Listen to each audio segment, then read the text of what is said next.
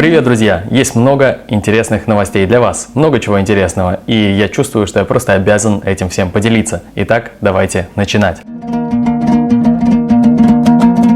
Димаш появился в эфире китайских телеканалов на гала-концерте, посвященном наступлению нового 2022 года по восточному календарю. Всекитайская ассоциация литературы и искусства организовала концерт под названием «Сотни цветов приветствуют весну».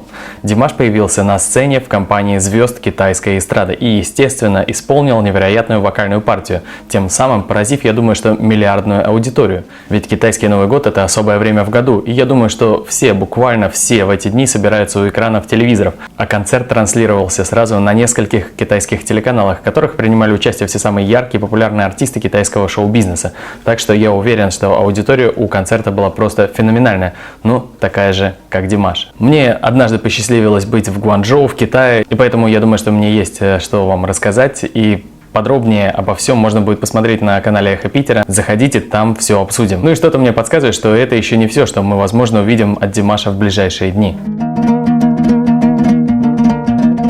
Немного из мира технологий. Команда инженеров университета Мэриленда в США использовала зарисовки итальянского художника Леонардо да Винчи для создания летающего дрона. В 15 веке Леонардо да Винчи предложил концепцию летательного аппарата, использующего архимедовы винты. Член команды и аспирант кафедры аэрокосмической инженерии университета Остин Прете построил Crimson Spin квадрокоптер-беспилотник с использованием винтообразной конструкции да Винчи и совершил на нем несколько коротких путешествий. Дрон способен взлетать и перемещаться, при этом необычные пропеллеры генерируют нехарактерный для дронов шум. Я был совершенно удивлен, что он работает, и я верю, что это может быть достаточно масштабируемым, сказал Прете, который построил летательный аппарат для получения степени магистра. Невероятно интересно, как Леонардо да Винчи сотни лет назад умудрился придумать то, что сейчас только получается воплотить в жизнь. Ведь раньше не было такой компактной электроники, компактных аккумуляторов.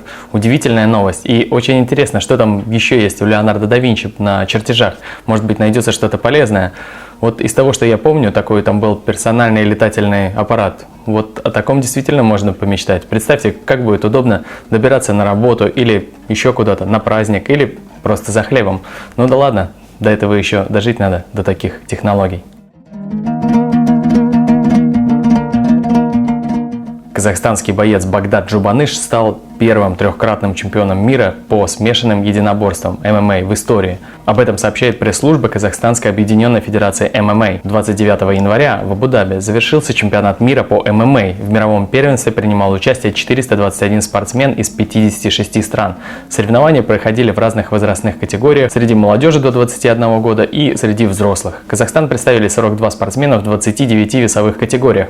Но самой главной новостью стало то, что Багдад Джубаныш, который выступал в категории до 52,2 кг, вошел в историю ММА, сделав хэт-трик. Он стал первым трехкратным чемпионом мира в любительском ММА.